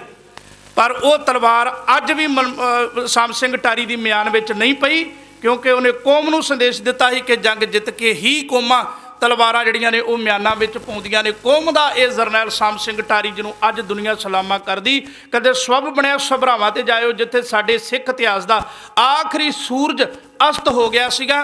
किसी ने एवें नहीं सी कहा कि महाराजा रणजीत सिंह नहीं सड़िया विच चिखा दे सड़िया नहीं रणजीत सिंह, सड़ गई तकदीर पंजाबियां दी, कला शेर नहीं चिखा दे विच सड़िया वो सड़ गई तकदीर पंजाबियां दी। उत्थे शाह मुहम्मद ने लिखिया सी ना कि शाह मुहम्मदा एक सरकार बाजो फौजा जित के अंत नूं हारियां ने। ये उही टाइम सी सभरावां दा जिथे जित्तियां होईयां जंगां हार गए सी केवल साडियां अपणियां दियां गदारियां करके। ते अज भी इहो जे उदों ते केवल तेजा सिंह गुलाब सिंह सी ना, ध्यान सिंह सी, अज पता नहीं यह साडी कौम विच किन्ने क इहो जे गदार लगातार बैठे ने जिहड़े साडी कौम की चढ़दी कला नूं थल्ले ले जाण वास्ते दिन रात एक कर रहे ने। मालक सुमत बख्शे ਉਹ ਕਦੇ ਤੇਜਾ ਸਿੰਘ ਗੁਲਾਬ ਸਿੰਘ ਵਿੱਚ ਨਾ ਆਪਣੇ ਆਪ ਨੂੰ ਸ਼ਾਮਲ ਕਰੋ, ਸ਼ਾਮ ਸਿੰਘ ਟਾਰੀ ਵਿੱਚ ਆਪਣੇ ਆਪ ਨੂੰ ਸ਼ਾਮਲ ਕਰੋ, ਜਿਹਨੇ ਆ ਕੌਮ ਦੇ ਅਕਸ਼ ਨੂੰ ਫਿਰ ਇੱਕ ਵਾਰ ਜਿੰਦਾ ਕੀਤਾ ਸੀ, ਜੰਗ ਜਿੱਤੀ। ਸੋ ਗੁਰੂ ਕੇ ਪਿਆਰਿਓ, ਮੇਰੇ ਕਹਿਣ ਤੋਂ ਮੁਰਾਦ ਇਹੀ ਹੈ ਕਿ ਇਹ ਗੱਲਾਂ ਸਾਨੂੰ ਕਿੱਥੋਂ ਪਤਾ ਲੱਗਣੀਆਂ ਨੇ? ਗੁਰਦੁਆਰੇ ਆਣ ਕੇ, ਕਿਉਂਕਿ ਗੁਰੂ ਦੁਆਰੇ ਹੋਏ ਸੋਝੀ ਪਾਏ ਸੀ। ਇਹ ਸੋਝੀ ਕੇਵਲ ਗੁਰੂ ਦੇ ਦੁਆਰੇ ਤੇ ਮਿਲਦੀ ਹੈ, ਇਹ ਕੇਵਲ ਗੁਰੂ ਨੇ ਦੇਣੀ ਹੈ। ਪਰ ਬਦਕਿਸਮਤੀ ਇਹ ਹੈ ਕਿ ਅਸੀਂ ਅੱਜ ਸੰਗਤ ਤੋਂ ਨਿਤਾ ਪ੍ਰਤੀ ਦੂਰ ਹੁੰਦੇ ਜਾ ਰਹੇ ਹਾਂ। ਕਬੀਰ ਜੀ ਕਹਿੰਦੇ ਹਨ, ਕਬੀਰ ਚੰਦਨ ਕਾ ਬਿਰਹਾ ਭਲਾ, ਬੇੜਿਓ ਢਾਕ ਪਲਾਸ, ਓਏ ਪੀ ਚੰਦਨ ਹੋਏ ਰਹਿ ਬਸੈ ਜੋ ਚੰਦਨ ਪਾਸ। ਦਰਅਸਲ ਗੁਰੂ ਕੀ ਸੰਗਤ ਜਿਹੜੀ ਹੈ ਇੱਕ ਚੰਦਨ ਦੀ ਤਰ੍ਹਾਂ ਹੈ। ਚੰਦਨ ਦਾ ਇੱਕ ਬੂਟਾ ਹੈ, ਬਾਮਨ ਚੰਦਨ ਕਹਿੰਦੇ ਨੇ, ਉਹ ਜ਼ਿਆਦਾ ਪਾਇਆ ਜਾਂਦਾ ਹੈ ਨੇਪਾਲ ਵੱਲ। ਦਰਅਸਲ ਜਿਹੜਾ ਵੀ ਰੁੱਖ ਉਹਦੇ ਨਾਲ ਟੱਚ ਕਰਦਾ, ਉਹਦੇ ਵਿੱਚੋਂ ਵੀ ਚੰਦਨ ਦੀ ਸੁਗੰਧੀ ਆਉਂਦੀ ਹੈ। ਜਿਹੜੀ ਮਿੱਟੀ ਦੇ ਵਿੱਚ ਉੱਗਿਆ ਹੁੰਦਾ, ਉਸ ਮਿੱਟੀ ਦੇ ਵਿੱਚੋਂ ਵੀ ਚੰਦਨ ਦੀ ਸੁਗੰਧੀ ਆਉਂਦੀ ਹੈ। ਆਖਿਰਕਾਰ ਗਰਮੀਆਂ ਦੇ ਦਿਨਾਂ ਦੇ ਵਿੱਚ ਬੇਅੰਤ ਰੂਪ ਵਿੱਚ ਸੱਪ ਉਹਦੇ ਨਾਲ ਚੰਬੜੇ ਰਹਿੰਦੇ ਨੇ, ਕਿਉਂਕਿ ਉਹ ਠੰਡਾ ਬੜਾ ਹੈ। ਇਸੇ ਕਰਕੇ ਤੁਸੀਂ ਦੇਖਣਾ ਰਿਸ਼ੀ ਸੰਤ ਮੁਨੀ ਜਿਹੜੇ ਨੇ ਉਹ ਰਗੜ ਕੇ ਚੰਦਨ ਮੱਥੇ ਤੇ ਲਾਉਂਦੇ ਨੇ। ਉਹਦਾ ਕਾਰਨ ਹੀ ਹੈ ਕਿ ਉਹ ਠੰਡਾ ਬੜਾ ਹੁੰਦਾ ਹੈ। ਬਾਬਾ ਕਬੀਰ ਜੀ ਕਹਿੰਦੇ, ਗੁਰੂ ਇੱਕ ਚੰਦਨ ਹੈ, ਕਬੀਰ ਚੰਦਨ ਕਾ ਬਿਰਹਾ ਭਲਾ, ਬੇੜਿਓ ਢਾਕ ਪਲਾਸ, ਓਏ ਪੀ ਚੰਦਨ ਹੋਏ ਰਹਿ ਬਸੈ ਜੋ ਚੰਦਨ ਪਾਸ। ਦਰਅਸਲ ਉਹ ਵੀ ਚੰਦਨ ਹੋ ਜਾਂਦਾ ਹੈ। ਗੁਰੂ ਇੱਕ ਉਹ ਮਹਾਨ ਚੰਦਨ ਹੈ ਜਿਹੜਾ ਇਹਨੂੰ ਟੱਚ ਕਰਦਾ ਗਿਆ, ਜਿਹੜਾ ਗੁਰੂ ਨਾਲ ਜੁੜਦਾ ਗਿਆ ਉਹ ਖੁਦ ਚੰਦਨ ਹੋ ਜਾਂਦਾ ਹੈ। ਗੁਰੂ ਦੇ ਦਰ ਤੋਂ ਆਣ ਕੇ ਸ਼ਾਂਤੀ, ਇਕਾਗਰਤਾ ਤੇ ਟਿਕਾਓ ਮਿਲਦੀ ਹੈ। ਇਸੇ ਕਰਕੇ ਸਤਿਗੁਰੂ ਜੀ ਨੇ ਕਿਹਾ ਸੀ, ਗੁਰੂ ਕਿਹਾ ਸਿੱਖਾਂ ਵੱਡ ਭਾਗੀ ਹਰ ਸੰਗਤ ਪਾਵੈ, ਵੱਡੇ ਭਾਗ ਹੋਣ ਤੇ ਗੁਰਮੁਖੋ ਇਹ ਗੁਰੂ ਦੀ ਸੰਗਤ ਨਸੀਬ ਹੁੰਦੀ ਜੇ। ਵੱਡੇ ਭਾਗ ਹੋਣ ਤੇ ਇਹ ਗੁਰੂ ਕੀ ਸੰਗਤ ਮਿਲਦੀ ਜੇ। ਇਸੇ ਕਰਕੇ ਬੇਨਤੀ ਆ ਭਾਈ, ਲੱਖ ਗੁਰੂ ਨੇ ਕਿਰਪਾ ਕੀਤੀ ਹੈ, ਰਹਿਮਤ ਕੀਤੀ ਹੈ, ਤੁਹਾਡੇ ਘਰਾਂ ਤੱਕ ਸਭ ਕੁਝ ਹੈ, ਹਰ ਤਰ੍ਹਾਂ ਦੇ ਸਾਧਨ ਹੈ। ਸਾਡੇ ਜੇਬ ਤੱਕ ਅੱਜ ਤੱਕ ਗੁਰਬਾਣੀ ਕੀਰਤਨ ਹੈ। ਪਰ ਆ ਜਿਹੜੀ ਸੰਗਤ ਵਿੱਚ ਤੁਸੀਂ ਬੈਠੇ ਹੋ ਨਾ, ਇਹ ਕਿਸੇ ਦੇ ਘਰ ਵਿੱਚ ਨਹੀਂ ਹੁੰਦੀ। ਇਹ ਕੇਵਲ ਧਰਮ ਤੁਜਾ ਧਰਮਸ਼ਾਲ ਚਾਲਾ ਵੀ ਇਹ ਕੇਵਲ ਗੁਰੂ ਦੇ ਦਰਬਾਰ ਤੇ ਹੁੰਦੀ ਹੈ। ਇਸੇ ਕਰਕੇ ਸਤਿਗੁਰੂ ਜੀ ਕਹਿੰਦੇ ਹਨ, ਭਾਈ ਆਪਣੇ ਜਨਮ ਨੂੰ ਸਵਾਰਨਾ ਹੈ, ਗੁਰੂ ਕੀ ਸੰਗਤ ਜਿਹੜੀ ਹੈ ਉਹ ਅਤਿਅੰਤ ਜ਼ਰੂਰੀ ਹੈ। ਅੱਜ ਦਿਨ ਬ ਦਿਨ ਆਪਾਂ ਦੇਖਦੇ ਹਾਂ ਗੁਰਦੁਆਰਿਆਂ ਦਾ ਸੁੰਦਰੀਕਰਨ ਵੱਡੇ ਪੱਧਰ ਤੇ ਹੋ ਗਿਆ ਹੈ। ਬੜੇ ਸੁੰਦਰ ਗੁਰਦੁਆਰੇ ਨੇ, ਸਿੱਖ ਸੰਗਤਾਂ ਲਈ ਹਰ ਤਰ੍ਹਾਂ ਦੀ ਸਹੂਲਤ ਹੈ। ਪਰ ਜਦੋਂ ਦੇਖੀਦਾ ਉਦੋਂ ਸੰਗਤਾਂ ਦੀ ਇਕੱਤਰਤਾ ਘੱਟ ਹੁੰਦੀ ਹੈ। ਮਨ ਦੁਖੀ ਹੁੰਦਾ ਹੈ ਕਿ ਕਿਸ ਸਮੇਂ ਸੰਗਤਾਂ ਦੇ ਨਾਲ ਹੜ੍ਹ ਨਾਲ ਗੁਰੂ ਘਰ ਭਰੇ ਰਹਿੰਦੇ ਸੀ। ਅੱਜ ਕਾਰਨ ਇੱਕੋ ਹੀ ਹੈ ਕਿ ਸਾਨੂੰ ਪਤਾ ਹੀ ਨਹੀਂ ਹੈ ਕਿ ਸੰਗਤ ਦੀ ਮਹਾਨਤਾ ਕਿੰਨੀ ਕੁ ਹੈ। ਇਸੇ ਕਰਕੇ ਗੁਰੂ ਅਮਰਦਾਸ ਮਹਾਰਾਜ ਜੀ ਨੇ ਸੰਗਤ ਤੇ ਪੰਗਤ ਦਾ ਸੰਦੇਸ਼ ਦਿੱਤਾ ਸੀ ਕਿ ਹਰ ਇੱਕ ਬੰਦਾ ਗੁਰੂ ਕੀ ਸੰਗਤ ਕਰੇ, ਹਰ ਇੱਕ ਬੰਦਾ ਗੁਰੂ ਕੀ ਪੰਗਤ ਕਰੇ, ਕਿਉਂਕਿ ਸੰਗਤ ਤੇ ਪੰਗਤ ਵਿੱਚੋਂ ਗੁਰਮੁਖ ਦਾ ਜੀਵਨ ਬਣਦਾ ਹੈ। ਨਿਮਰਤਾ ਵੀ ਆਉਂਦੀ ਹੈ, ਸਹਿਜ ਤੇ ਟਿਕਾਓ ਵੀ ਆਉਂਦਾ ਹੈ। ਪਰ ਆਉਂਦਾ ਕੇਵਲ ਉਦੋਂ ਹੈ ਜਦੋਂ ਗੁਰੂ ਕੀ ਸੰਗਤ ਵਿੱਚ ਬੈਠਦੇ ਹਾਂ। ਇਸੇ ਕਰਕੇ ਅਸੀਂ ਕਈ ਵਾਰ ਸੋਚਦੇ ਹਾਂ ਵੀ ਚਲੋ ਗੁਰੂ ਘਰ ਪ੍ਰੋਗਰਾਮ ਚੱਲਦਾ ਪਿਆ ਹੈ, ਚੱਲਦੇ ਹਾਂ, ਕੋਈ ਨਹੀਂ, ਲੰਗਰ ਦੇ ਟਾਈਮ ਨਾਲ ਆਨੰਦ ਸਾਹਿਬ ਦੇ ਟਾਈਮ ਨਾਲ। ਪਰ ਗਲਤ ਹੈ। ਜਦ ਤੱਕ ਜੇ ਕੋਈ ਬੱਚਾ, ਧਿਆਨ ਦਿਓ, ਸਕੂਲ ਵਿੱਚ ਜਾਵੇ ਤੇ ਜਾਵੇ ਕੇਵਲ ਉਦੋਂ ਜਦੋਂ ਛੁੱਟੀ ਹੋਣ ਵਾਲੀ ਹੋਵੇ, ਤੇ ਸਾਰਾ ਸਾਲ ਉਹ ਇੱਦਾਂ ਹੀ ਕਰੀ ਜਾਵੇ ਵੀ ਹਰ ਲਾਸਟ ਪੀਰੀਅਡ ਤੇ ਜਾ ਕੇ ਆਪਣੀ ਸਕੂਲੇ ਹਾਜ਼ਰੀ ਲਵਾਵੇ ਤੇ ਮੁੜ ਕੇ ਸਾਲ ਬਾਅਦ ਫੇਲ ਹੋ ਜਾਵੇ, ਤੇ ਫਿਰ ਉਹ ਕਹੇ ਜੀ ਮੈਂ ਤਾਂ ਸਕੂਲੇ ਰੋਜ਼ ਆਉਣਾ ਸੀ, ਫੇਲ ਕਿੱਦਾਂ ਹੋ ਗਿਆ? ਉਹ ਅੱਗੋਂ ਕਹਿੰਦੇ ਭਲਿਆ ਤੂੰ ਆਉਣਾ ਹੀ ਉਦੋਂ ਸੀ ਜਦੋਂ ਛੁੱਟੀ ਹੋਣ ਵਾਲੀ ਸੀ, ਤੂੰ ਆਣ ਕੇ ਪੜ੍ਹਿਆ ਕੀ ਆ? ਅਸੀਂ ਵੀ ਕੇਵਲ ਮਨ ਬਣਾਇਆ ਵੀ ਉਦੋਂ ਹੀ ਪੁੱਜਣਾ ਜਦੋਂ ਆਨੰਦ ਸਾਹਿਬ ਭਾਈ ਨੇ ਸ਼ੁਰੂ ਕਰ ਦਿੱਤਾ, ਸਹੁੰ ਪਾਈ, ਉਹ ਤੋਂ ਪਹਿਲਾਂ ਜਾਣਾ ਹੀ ਨਹੀਂ। ਵੀ ਕਿਤੇ ਗੁਰਬਾਣੀ ਦਾ ਅੱਖਰ ਸਾਡਿਆਂ ਕੰਨਾਂ ਦੇ ਵਿੱਚ ਪੈ ਕਿਉਂ ਜਾਵੇ, ਸਾਨੂੰ ਕੋਈ ਸਿੱਖਿਆ ਚੰਗੀ ਮਿਲ ਕਿਉਂ ਜਾਵੇ। ਅਸੀਂ ਜਾਣਾ ਹੀ ਆਨੰਦ ਸਾਹਿਬ ਦੇ ਟਾਈਮ ਨਾਲ। ਪਰ ਇਹ ਗਲਤ ਹੈ। ਫਿਰ ਜੀਵਨ ਵਿੱਚ ਅਸੀਂ ਕਹਿੰਦੇ ਜੀ ਸਾਡਾ ਜੀਵਨ ਨਹੀਂ ਬਦਲਿਆ, ਸਾਡੇ ਜੀਵਨ ਵਿੱਚ ਬਦਲਾਓ ਨਹੀਂ ਆਇਆ, ਸਾਡੇ ਜੀਵਨ ਵਿੱਚ ਸਹਿਜ ਨਹੀਂ ਆਇਆ, ਸਾਡੇ ਜੀਵਨ ਵਿੱਚ ਟਿਕਾਓ ਨਹੀਂ ਆਇਆ। ਤੁਸੀਂ ਆਪ ਹੀ ਨਹੀਂ ਟਿਕੇ। ਜਿੱਦਾਂ ਚਿਰ ਅਸੀਂ ਗੁਰੂ ਦੇ ਦਰ ਤੇ ਆਣ ਕੇ ਟਿਕੇ ਨਹੀਂ, ਸਾਲ ਭਰ ਅਸੀਂ ਕਹਿੰਦੇ ਜੀ ਗੁਰਦੁਆਰੇ ਤੇ ਜਾਂਦੇ ਹਾਂ, ਮਨ ਨਹੀਂ ਟਿਕਦਾ। ਮਨ ਟਿਕਦਾ ਕਿਉਂ ਨਹੀਂ? ਗੁਰਮੁਖਾ ਤੂੰ ਜਾਣਾ ਹੀ ਉਦੋਂ ਹੈ ਜਦੋਂ ਸਮਾਪਤੀ ਹੋ ਜਾਂਦੀ ਹੈ। ਦਰਅਸਲ ਜਦੋਂ ਅਸੀਂ ਗੁਰੂ ਦੀ ਬਾਣੀ ਸੁਣਾਂਗੇ, ਕੋਈ ਪਤਾ ਨਹੀਂ ਕਿਹੜਾ ਅੱਖਰ ਗੁਰੂ ਕੀ ਬਾਣੀ ਦਾ ਸਾਡਾ ਜੀਵਨ ਬਦਲ ਦੇਗਾ। ਇੱਕ ਹੀ ਜੀਵਨ ਹੁੰਦਾ ਹੈ। ਮੈਂ ਕਹਿੰਦਾ ਇੱਕੋ ਵਾਰ ਗੁਰੂ ਦੇ ਕਿਤੇ ਸ਼ਬਦ ਇੱਕੋ ਵਾਰ ਸੁਣ ਲਓ। ਮੈਂ ਅਕਸਰ ਇੱਕ ਗੱਲ ਕਹਿਣਾ, ਮੈਂ ਕਹਿਣ ਲੱਗਾ ਵਾਂ, ਮੈਂ ਹੀ ਰੋਜ਼ ਬਾਣੀ ਸੁਣਦੇ ਹਾਂ। ਧਿਆਨ ਦਿਓ, ਵੇਖੋ, ਸੱਜਣ ਠੱਗ ਨੂੰ ਇੱਕੋ ਵਾਰ ਬਾਬੇ ਨਾਨਕ ਨੇ ਕਿਹਾ ਸੱਜਣਾ ਇਹ ਕੰਮ ਚੰਗੇ ਨਹੀਂ ਆ। ਉਹਨੇ ਹੱਥ ਜੋੜ ਤੇ ਕਹਿਣ ਲੱਗਾ ਬਾਬਾ ਠੀਕ ਹੈ। ਮੈਂ ਕਹਿੰਦਾ ਉਹਦਾ ਹਿਰਦਾ ਪਿੰਗਲ ਗਿਆ, ਉਹਨੇ ਸਾਰੀ ਉਮਰ ਵਾਸਤੇ ਚੋਰੀਆਂ ਛੱਡ ਦਿੱਤੀਆਂ। ਗੁਰੂ ਨਾਨਕ ਪਾਤਸ਼ਾਹ ਵਾਲੀਏ ਕੁਲ ਆਲਮ ਜਦੋਂ ਮਲਕ ਭਾਗੋ ਕੋਲ ਗਏ, ਮਲਕ ਭਾਗੋ ਨੂੰ ਕਿਹਾ ਉਹ ਤੇਰੀ ਕਿਰਤ ਚੰਗੀ ਨਹੀਂ ਆ, ਇਹ ਛੱਡ ਦੇ। मैं कहना मलक भागो का जीवन बदल गया, सज्जन ठग का जीवन बदल गया है। इतों तक के नूरशाह जादूगरनी बाबे नानक नूं मिलदी, ओहदा जीवन बदल गया। वो गुरु दे उत्ते पत्थर सुट्टण वाला वली गंधारी जिहड़ा पत्थर सी खुद, वो बदल गया। उन्होंने एक एक बार गुरु के बचन सुने तो जीवन बदल गया। सिखा तू 40-40 साल तो गुरु की बाणी सुनदा, तेरे जीवन च तब्दीली क्यों नहीं? उसका कारण कि तेरे अंदर वो शरधा ही पैदा नहीं हुई, तेरे अंदर अजे वो भावना ही पैदा नहीं हुई जीवन बदलने वाली। बाणी तो कहती किनका एक जिस जी बसावे ताकि महिमा गणी ना हो। गुरु की बाणी का एक किनका जीवन बदल देता है, ਉਹਦੀ महिमा ਨੂੰ बयान नहीं किया जा सकता। तो कहन लगे तू 40 साल तो उही बाणी, उही कीर्तन, उही कथा, उही गुर इतिहास, जिन्हों ने एक एक बार गुरु की बात सुनी उन्हों का जीवन बदल गया, वो गुरु वाले बन गए। पर गुरु क्या सिखा 40-40 साल तो कथा कीर्तन बाणी सुनता पिया, तेरा जीवन क्यों नहीं बदलिया? तेरे जीवन में क्यों तब्दीली नहीं आई? अजे तक तेरे जीवन में खड़ौत क्यों नहीं आई? अजे तक तेरे जीवन में विकास क्यों नहीं आया? शांति क्यों नहीं आई? टकाओ क्यों नहीं आया? एकाग्रता क्यों नहीं आई? दरअसल तू अजे गुरु की बाणी नूं गले तो थले उतारिया ही नहीं।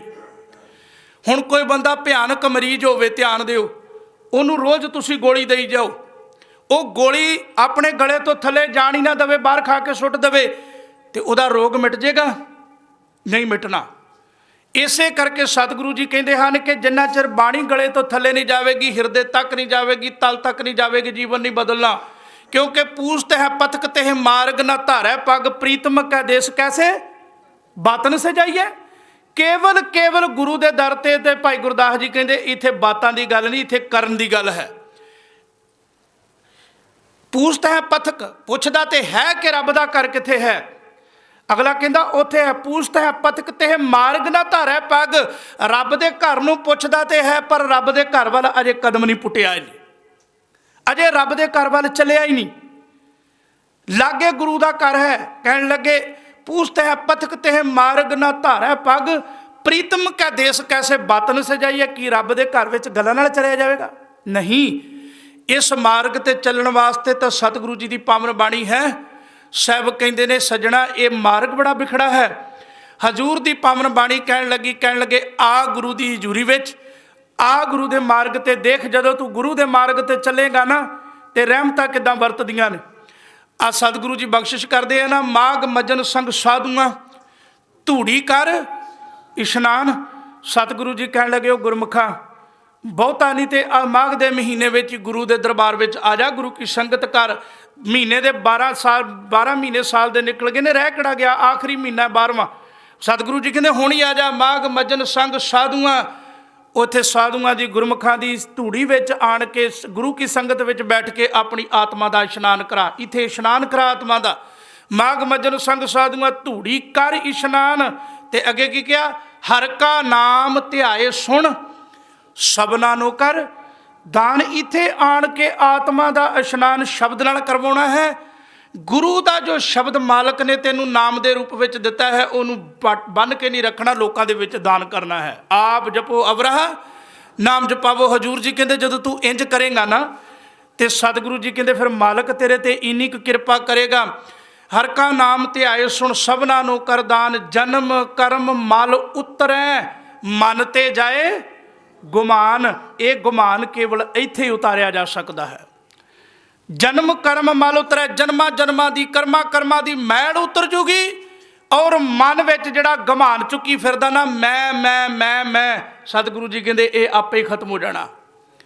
फिर उस दिन तेरे मूँह विचों ये शब्द नहीं निकलणगे, उस दिन तेरे मूँह चों तू तू दी आवाज़ आएगी। जद करी जिस दिन तू तू दी आवाज़ आउण लग पई ना, समझ ली जीवन की बाजी नूं जित गए। तो ये केवल उही जित सकते हैं। संगत जीवन बदलती है। गोबिंद गोबिंद संग नाम दियो मन लीना, आड दाम को सीपरो होयो लखीना। बुनना तनना त्याग कै प्रीत चरण कबीरा, नीच कुला जोला हरा भयो गुणी गहीरा। सैन नाई बतकारिया ओ घर घर सुनिया, कहन लगे हिरदे वसिया पार ब्रह्म भगता मैं गणिया। ਜਾਂ सतगुरु जी कहते रविदास तवंता ढोर नीत तिन त्यागी माया, प्रगट होआ साध संग हर दर्शन पाया। तो कहते जो इन्होंने सारिया की वडियाई सुनी, ये बिद सुन के जाटड़ो उठ भगती लागा, ਮਿਲਿਆ ਪ੍ਰਤੱਖ ਗੁਸਾਈਆਂ ਧੰਨਾ ਵਡਭਾਗਾ। ਜਦੋਂ ਤੁਸੀਂ ਗੁਰਮੁਖਾਂ ਦੀ ਸੰਗਤ ਵਿੱਚ ਉਹਨਾਂ ਦੇ ਜੀਵਨ ਨੂੰ ਖੋਜੋਗੇ ਨਾ, ਉਹਨਾਂ ਦੇ ਜੀਵਨ ਵਿੱਚੋਂ ਹੀ ਤੁਹਾਨੂੰ ਪ੍ਰਮਾਤਮਾ ਦੇ ਦਰਸ਼ਨ ਦਿਦਾਰੇ। ਇਹਨੂੰ ਕਹਿੰਦੇ ਸੰਗਤ ਕਰਨੀ। ਜਦੋਂ ਅਸੀਂ ਗੁਰੂ ਦੇ ਸ਼ਬਦ ਵਿੱਚ ਆਪਣੇ ਮਨ ਨੂੰ ਲੀਨ ਕਰ ਲਵਾਂਗੇ ਤਾਂ ਸਤਿਗੁਰੂ ਜੀ ਕਹਿੰਦੇ ਨੇ, ਜਿਸ ਦਿਨ ਤੇਰੇ ਅੰਦਰ ਗੁਰੂ ਦਾ ਸ਼ਬਦ ਲੀਨ ਹੋ ਗਿਆ ਨਾ, ਫਿਰ ਇੱਕ ਗੱਲ ਯਾਦ ਰੱਖੀ, ਫਿਰ ਤੇਰੇ ਅੰਦਰ ਇੱਕ ਗੱਲ ਯਾਦ ਵਸਣੀ ਆ। ਹੁਣ ਤਾਂ ਤੂੰ ਕਹਿਣਾ ਨਾ, ਥੋੜ੍ਹੀ ਕੋਈ ਵੀ ਗੱਲ ਹੁੰਦੀ ਬੰਦਾ ਕਹਿੰਦਾ ਮੈਂ ਹਾਂ। ਕਰਨ ਹਾਰ ਤ੍ਰਿਣ ਜਾਣੈ ਕੱਲ ਉਹ ਜਿਹੜਾ ਨਾ ਕੀਤੇ ਕੋ ਮੇਰਾ ਸਮਾਨੈ। ਬੰਦਾ ਥੋੜਾ ਵੀ ਕੰਮ ਕਹਿੰਦਾ ਉਹ ਮੈਂ ਕੀਤਾ ਮੈਂ ਕੀਤਾ।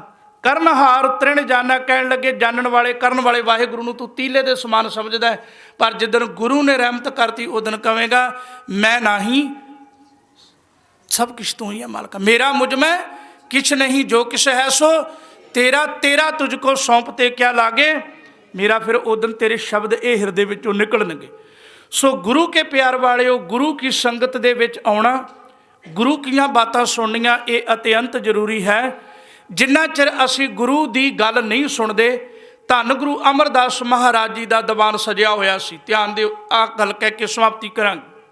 धन गुरु अमरदास पातशाह महाराज जी ने गोइंदवाल साहब की धरती को आबाद किया ना जदों, तो दूरों दूरों संगतां नूं सुनेहा भेजिया भी इत्थे आण के घर बनने ने, बाजार बनना है, क्योंकि गुरु साहब हर एक लोड़ नूं मुख रखते सी। जे हरमंदर साहब बनाया तो उत्थे गुरु का बाजार बनाया गया। गुरु के बाजार का मकसद ये सी भी अगे दुकानां ते पिछे रैस सी। वणजारियां नूं वपारियां नूं कहा गया भाई अगे दुकानां करो, पिछे अपनियां रैसां रखो, देश जिहड़ा शहर आबाद होवे। ਹੁਣ ਜਦੋਂ ਗੋਇंदवाल ਸਾਹਿਬ ਦੀ ਧਰਤੀ ਨੂੰ ਆਬਾਦ ਕਰਨਾ ਸੀ, ਦੂਰ ਦਰਾਡੇ ਸਿੱਖ ਸੰਗਤਾਂ ਨੂੰ ਸੁਨੇਹਾ ਭੇਜਿਆ ਗਿਆ। ਉਹਦੇ ਵਿੱਚੋਂ ਬਹੁਤ ਸਾਰੇ ਮਰਦ ਚਲੇ ਗਏ। ਗੁਰੂ ਸਾਹਿਬ ਨੇ ਪੁੱਛਿਆ ਭਾਈ ਪਰਿਵਾਰ ਕਿੱਥੇ ਹੈ? ਕਹਿਣ ਲੱਗੇ ਜੀ ਪਰਿਵਾਰ ਤਾਂ ਘਰ ਹੀ ਛੱਡੇ ਆ, ਕਈ ਵਾਰ ਸੇਵਾ ਵਿੱਚ ਬਾਂਧਾ ਬਣਦੇ ਨੇ। ਗੁਰੂ ਸਾਹਿਬ ਕਹਿਣ ਲੱਗੇ ਤੁਹਾਨੂੰ ਕਿਹਨੇ ਕਿਹਾ? ਸਤਿਗੁਰੂ ਗੁਰੂ ਅਮਰਦਾਸ ਮਹਾਰਾਜ ਕਹਿਣ ਲੱਗੇ ਤੁਸੀਂ ਦਰਿਆ ਪਾਰ ਕਰਕੇ ਆਏ ਹੋ? ਕਹਿਣ ਲੱਗੇ ਹਾਂ ਹਜ਼ੂਰ ਅਸੀਂ ਦਰਿਆ ਪਾਰ ਕੀਤਾ ਹੈ। ਸਾਹਿਬ ਕਹਿਣ ਲੱਗੇ ਕਿੱਦਾਂ ਕੀਤਾ ਹੈ? ਕਹਿਣ ਲੱਗੇ ਜੀ ਬੇੜੀ ਵਿੱਚ ਬੈਠ ਕੇ, ਨਾਮ ਵਿੱਚ ਬੈਠ ਕੇ ਕੀਤਾ ਹੈ। ਸਤਿਗੁਰੂ ਜੀ ਕਹਿੰਦੇ ਜਦ ਤੁਸੀਂ ਬੇੜੀ ਵਿੱਚ ਬੈਠੇ ਹੋ ਕੋਈ ਹੋਰ ਵੀ ਸੀ? ਕਹਿਣ ਲੱਗੇ ਜੀ ਬਹੁਤ, ਕੁਝ ਲੋਕਾਂ ਨੇ ਆਪਣਾ ਸਮਾਨ ਵੀ ਰੱਖਿਆ, ਕੁਝ ਲੋਕਾਂ ਦੀ ਸੰਗਤ ਵੀ ਬੈਠੀ ਵਿੱਚ। ਕਹਿਣ ਲੱਗੇ ਹੋਰ? ਉਹ ਇੱਕ ਕਹਿਣ ਲੱਗਾ ਜੀ ਬਾਰ-ਬਾਰ ਮਲਾਹ ਜਿਹੜਾ ਸੀ ਨਾ ਉਹ ਬੇੜੀ ਨੂੰ ਬਾਰ-ਬਾਰ ਤੱਕ ਰਿਹਾ ਸੀ। ਜਦੋਂ ਇੱਕ ਆਦਮੀ ਰਹਿ ਗਿਆ ਤੇ ਉਹਨੇ ਉਹਨੂੰ ਚੜਾਉਣ ਤੋਂ ਇਨਕਾਰ ਕਰ ਦਿੱਤਾ। ਸਾਹਿਬ ਕਹਿਣ ਲੱਗੇ ਸਮਝ ਲੱਗੀ ਕੁਝ? ਕਹਿਣ ਲੱਗੇ ਜੀ ਨਹੀਂ ਸਤਿਗੁਰੂ ਤੁਸੀਂ ਜਾਣੀ ਜਾਣ ਹੋ, ਦੱਸੋ। ਸਾਹਿਬ ਕਹਿਣ ਲੱਗੇ ਦਰਅਸਲ ਬੇੜੀ ਦੇ ਵਿੱਚ ਇੱਕ ਨਿਸ਼ਾਨ ਹੁੰਦਾ ਹੈ। ਉਹ ਨਿਸ਼ਾਨ ਤੋਂ ਜਦੋਂ ਤੱਕ ਉਹ ਪਾਣੀ ਵਿੱਚ ਨਹੀਂ ਡੁੱਬਦਾ ਨਾ ਉਹਨਾਂ ਚਿਰ ਬੇੜੀ ਚੱਲਦੀ ਨਹੀਂ, ਤੇ ਜੇ ਉਹ ਜ਼ਿਆਦਾ ਡੁੱਬ ਜਾਵੇ ਨਿਸ਼ਾਨ ਤੱਕ ਹੁੰਦਾ ਵੀ ਇੰਨਾ ਭਾਰ ਪਾਉਣਾ, ਇਹ ਤੋਂ ਵੱਧ ਭਾਰ ਪੈ ਗਿਆ ਤੇ ਬੇੜੀ ਡੁੱਬ ਸਕਦੀ ਹੈ। ਗੁਰੂ ਅਮਰਦਾਸ ਮਹਾਰਾਜ ਜੀ ਕਹਿਣ ਲੱਗੇ ਦਰਅਸਲ ਉਹ ਬੇੜੀ ਦੇ ਉੱਤੇ ਨਿਸ਼ਾਨ ਸੀ ਕਿ ਕੇਵਲ ਇੰਨਾ ਕੀ ਭਾਰ ਪਾਉਣਾ, ਜੇ ਦੂਸਰਾ ਬੰਦਾ ਵਿੱਚ ਬੈਠ ਜਾਂਦਾ ਹੋ ਸਕਦਾ ਉਹਦੇ ਭਾਰ ਨਾਲ ਬੇੜੀ ਡੁੱਬ ਜਾਂਦੀ। ਤੇ ਭਾਈ ਗੁਰਦਾਸ ਜੀ ਕਹਿਣ ਲੱਗੇ ਜੈਸੇ ਬੋਝ ਭਰੀ ਨਾਵ ਦੋ ਉਂਗਰੀ ਬਾਹਰ।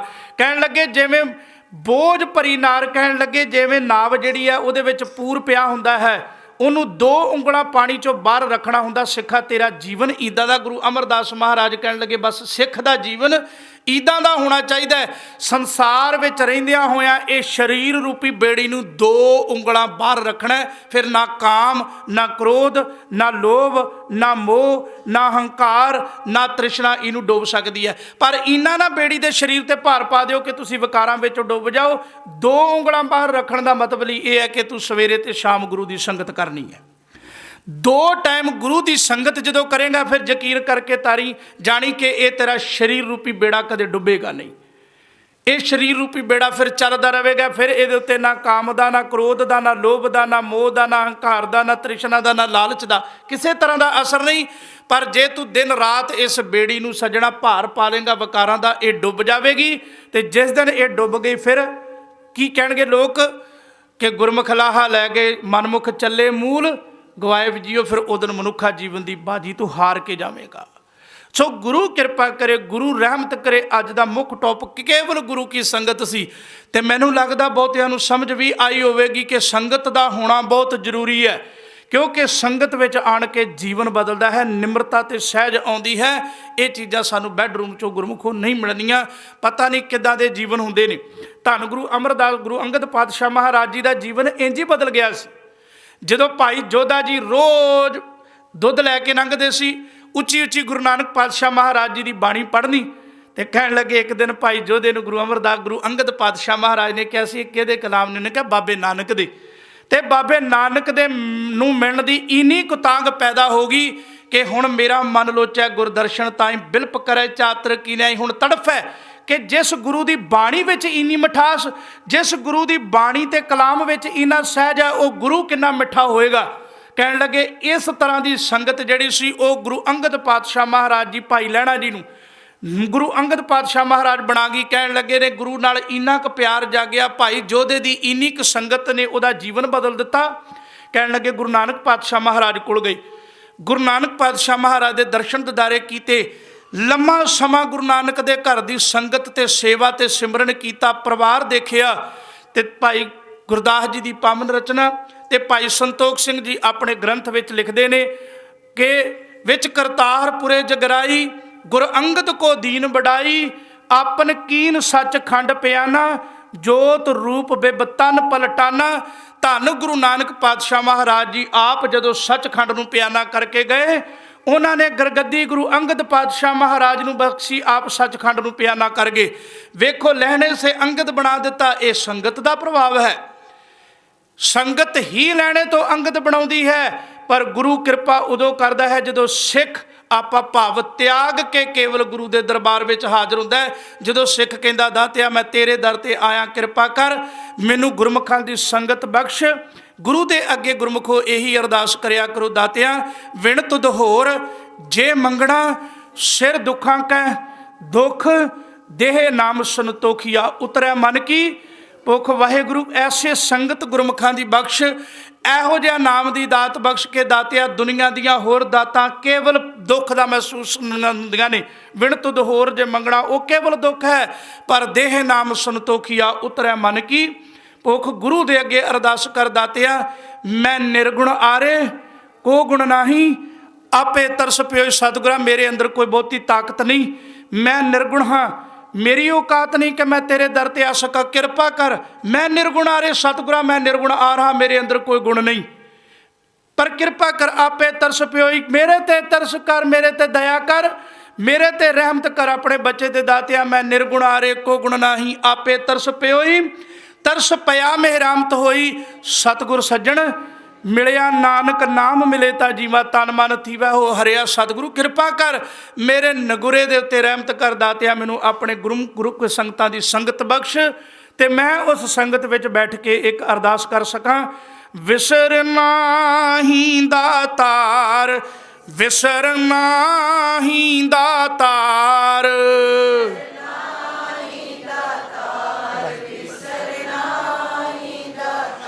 ਵਿਸਰ ਨਾਹੀਂ ਦਾਤਾਰ, ਵਿਸਰ ਨਾਹੀਂ ਦਾਤਾਰ,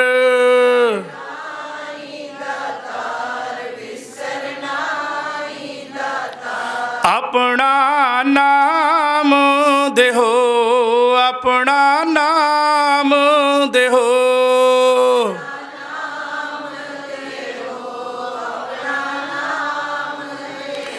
ਗੁਣ ਗਾਵਾਂ ਦਿਨ ਰਾਤ, ਗੁਣ ਗਾਵਾਂ ਦਿਨ ਰਾਤ,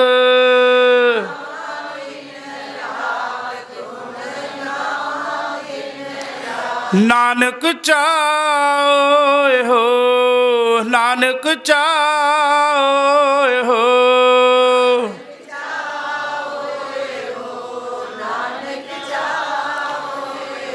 ਗੁਰੂ ਕੇ ਪਿਆਰਿਓ। ਸਤਿਗੁਰੂ ਜੀ ਕਿਰਪਾ ਕਰਨ।